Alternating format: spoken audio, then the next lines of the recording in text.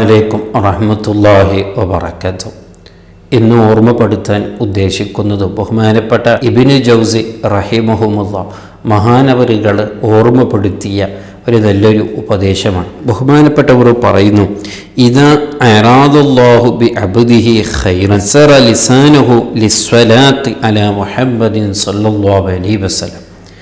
അല്ലാഹു സുബ്ഹാനഹു വ തആല ഒരാൾക്ക് നന്മ ചെയ്യണമെന്ന് തീരുമാനിച്ചാൽ, ഒരാളെ നന്നാക്കണം, അവനിലേക്ക് ഖൈറ് നൽകണം, അവനെ കൊണ്ട് ഖൈറ് റബ്ബ് ഒരാളെ കൊണ്ട് ഉദ്ദേശിച്ചാൽ അവൻ്റെ ജീവിതത്തിൽ കിട്ടുന്ന വലിയ തൗഫീഖാണ് എന്ന് മുത്തുനബി സല്ലല്ലാഹു അലൈഹി വസല്ലമ തങ്ങളെ മേൽ സ്വലാത്ത് ചൊല്ലാനുള്ള തൗഫീഖ് എന്ന് ബഹുമാനപ്പെട്ടവർ പറയാണ്.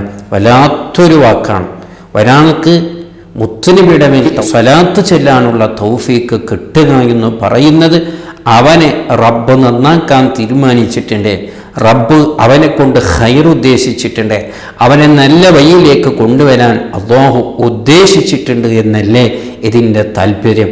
എവിടെയാണ് നാം ചിന്തിക്കേണ്ടത്?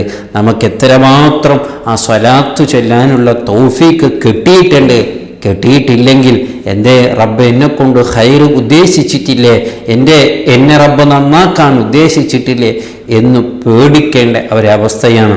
വീണ്ടും ബഹുമാനപ്പെട്ടവർ പറയുന്നു, വൈദാ അറാദ ബിഅബ്ദിഹി ശർറൻ ഹുബിസ ലിസാനുഹു അനിസ്വലാത്തി അലാ മുഹമ്മദിൻ സല്ലല്ലാഹു അലൈഹി വസല്ലം.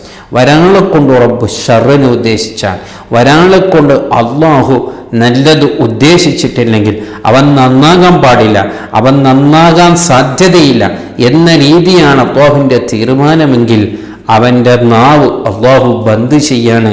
എന്തിൽ നിന്ന്? സ്വലാത്തിന് തൊട്ട്. അവൻ്റെ നാക്കുകൊണ്ട് അവൻ എന്തെല്ലാം സംസാരിക്കും, എത്ര വേണമെങ്കിലും സംസാരിക്കും, ഒരു മടി ഉണ്ടാവില്ല.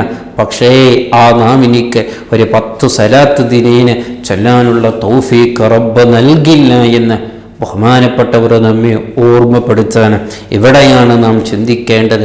ഒരു ദിനേന് ഒരു 10 സ്വലാത്തെങ്കിലും, ഒരു 100 സ്വലാത്തെങ്കിലും, അല്ലെങ്കിൽ അതിനേക്കാൾ കൂടുതൽ ദിനേന ചൊല്ലാൻ നാം തീരുമാനിക്കണം. അങ്ങനെ തീരുമാനിച്ച് നമുക്ക് ചൊല്ലാൻ തൗഫീഖ് കിട്ടുകയാണെങ്കിൽ അത് വലിയൊരു ഖൈറാണ്, വലിയൊരു തൗഫീഖാണ്. സ്വലാത്ത് കൊണ്ടേ ഇവിടെയുള്ള എല്ലാ മഹന്മാരും വിജയിച്ചവരൊക്കെ വിജയിച്ചിട്ടുള്ളത് മുത്തുനബിയെ കൊണ്ടാണ്, മുത്തുനബിയുടെ സ്വലാത്തിലൂടെയാണ്. അല്ലാതെ അവരുടെ സ്വന്തം കാര്യം കൊണ്ടോ അല്ലെങ്കിൽ അവർ സ്വന്തമായിട്ട് ആരും ഇവിടെ വിജയിച്ചിട്ടില്ല. അതാണ് ബഹുമാനപ്പെട്ടവർ പറഞ്ഞത്. അല്ലാഹു തന്നെ ഒരാൾക്ക് നല്ലത് ഉദ്ദേശിക്കുകയാണെങ്കിൽ അവനെ കൊണ്ട് സ്വലാത്ത് ചൊല്ലിപ്പിക്കും. ഒരാളെ കൊണ്ട് അല്ലാഹു ഷർറ് ചെയ്യുകയാണെങ്കിൽ അവൻ്റെ നാവിലേക്ക്, അവൻ്റെ നാക്കിലേക്ക്, അവൻ്റെ വായിലൂടെ സ്വലാത്ത് ചൊല്ലാനുള്ള തൗഫീഖ് ഉണ്ടാവില്ല. ആ തൗഫീഖ് അല്ലാഹു നഷ്ടപ്പെടുത്തുമെന്നാണ് ബഹുമാനപ്പെട്ടവർ നമ്മെ ഓർമ്മപ്പെടുത്തിയിട്ടുള്ളത്. വളരെ ഗൗരവമേറിയ ഒരു വിഷയമാണ്. നമുക്ക് ആ തൗഫീഖ് കിട്ടിയിട്ടുണ്ടോ? കിട്ടിയിട്ടില്ലേ? കിട്ടിയിട്ടുണ്ടെങ്കിൽ ഒന്നും കൂടി ഉഷാറാക്കണം, ഒന്നും കൂടി കൂടുതലാക്കണം. ആ തൗഫീഖ് ഇനിയും ധാരാളം ഉണ്ടാകണം.